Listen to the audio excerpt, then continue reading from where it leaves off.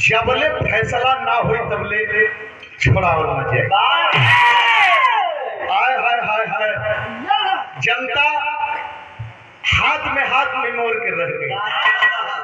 कल मजा आई, कल कौनो न कौनो तो पटकैबे करी, लेकिन मेरे बाबूजी कुछ और इनाम दोनों पौले यार झोला झक्कर लेहलस। सारी जनता अपने अपने खोली के जाए लगल। एक ही जबान पर चर्चा हो, कल मजा आई, कल मजा आई, कल तो कुश्ती भरी आई जाई। लेकिन वही बीच में देखे लड़का फिर गए टेम्पू बुलौलस और टेम्पू वाले की इशारा कलस के भैया यही पता पर हमके पहुंचा दा। चल देलस और इधर मोहर सिंह सरदार बंबई के मशहूर दादा बदमाश जगत ठाकरे को सुपारी दे दिया। कहा पहलवान का पीछा करो, जहां जा रहा है इसका एक ही अंग भंग कर दो, कल लड़ने से इनकार कर जा, नहीं तो मेरा पानी बिगड़ जाएगा। जगत ठाकरे भी पीछा कर दिया गाड़ी लेकर के, लेकिन ये लड़का कैलस का पहुंचल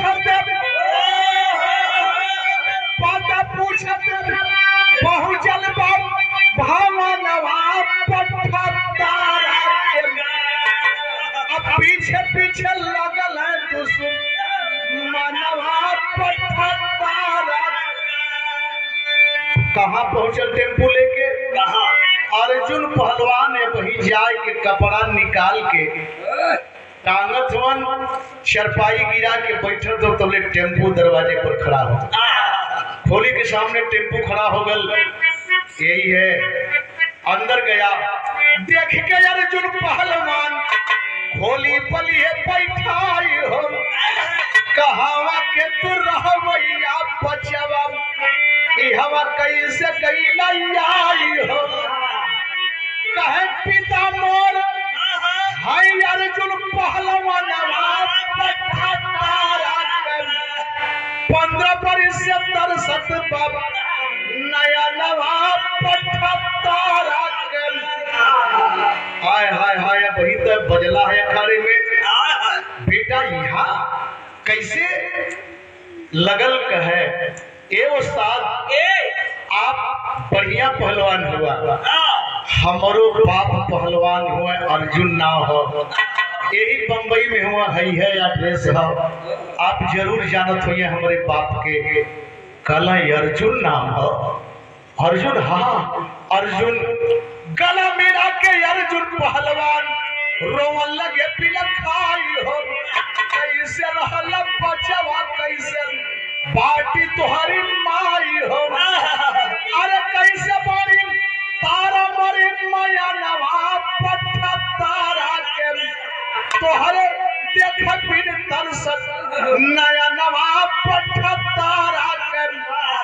अरे जब जनल की लड़का हमार है अखबारी में तो बहुत मुन्ना। अरे मुन्ना कैसे कैसे पहुंचला, मुन्ना कैसे इला, भर भर भर अखबार पकड़ के झरझर रोवत हुए, आग से तरतर आंसू चला था। और लड़का सोचा था हमार बाप यह अर्जुन पहलवान हुए, यह अर्जुन पहलवान हुए। लेकिन यहाँ से पहुंच के एक बात ना बर्दाश्त था, कह लगना कहले का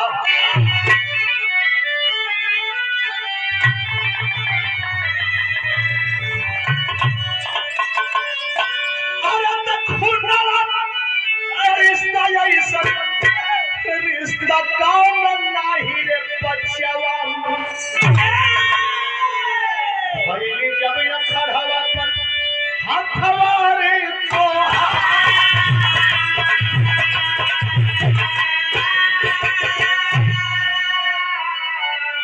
अरे धक से करे जवाब हमार कई दिहल सिहरवा। याद आव लागल अपन पोसल रे